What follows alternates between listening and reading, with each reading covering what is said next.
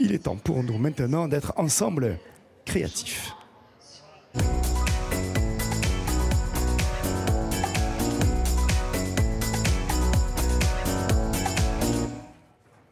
Soyons créatifs, c'est normal, à la foire, il y a des centaines, des milliers d'exposants. Nous avons invité aujourd'hui Sandra Pasero. Bonjour Sandra. Bonjour.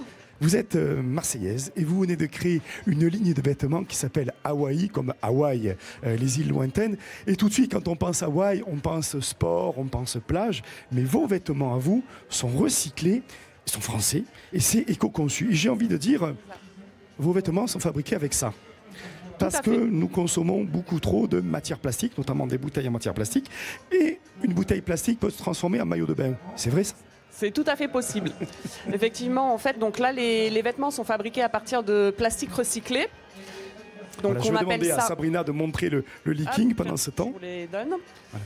Donc ce sont les bouteilles en plastique PET, ce sont celles que l'on jette dans les containers de tri sélectif. Et ensuite, elles sont transformées en copeaux, en granulés, on les chauffe, on en fait un fil qu'on va pouvoir ensuite tricoter ou tisser en fonction du vêtement et donc obtenir un vêtement.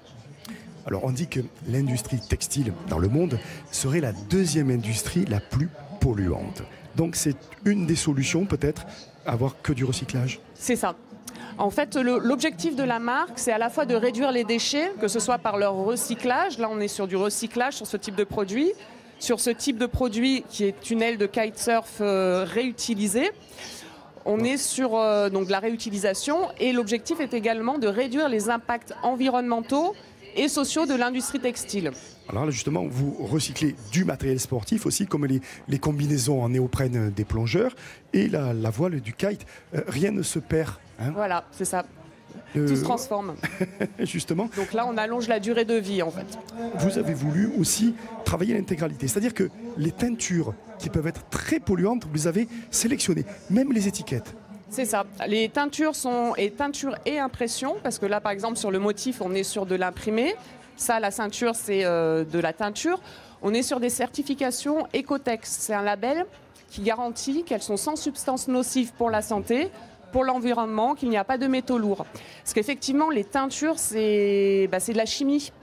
Donc c'est très très dangereux pour ceux qui vont les manipuler et puis ceux qui vont les porter également. Sandra, la démarche elle est intégrale hein, jusqu'à la fin, c'est-à-dire jusqu'à l'envoi, puisque même l'emballage, lorsque vous achetez ce vêtement sur Internet, sur votre site Internet, l'emballage sera en carton recyclé. Et recyclable. C'est ça.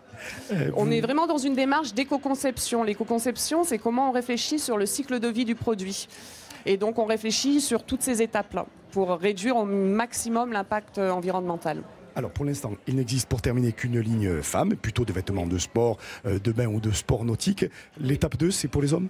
Pour les hommes, pour les enfants. Et là, oui, j'ai oublié de préciser qu'on est sur une matière hybride, à la fois pour les sports aquatiques et terrestres. Donc c'est-à-dire que le maillot de bain, donc là on a la brassière du maillot de bain.